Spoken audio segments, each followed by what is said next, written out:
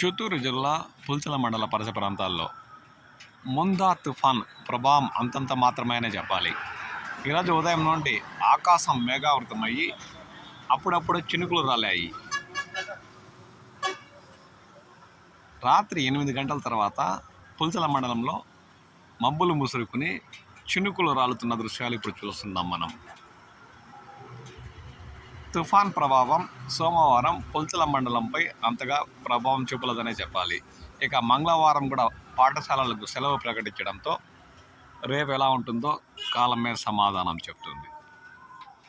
జాతీయ రహదారిపై రాత్రి 8 గంటల తర్వాత చినుకులు రాలుతున్న దృశ్యాలు ఇప్పుడు మనం చూస్తున్నాం.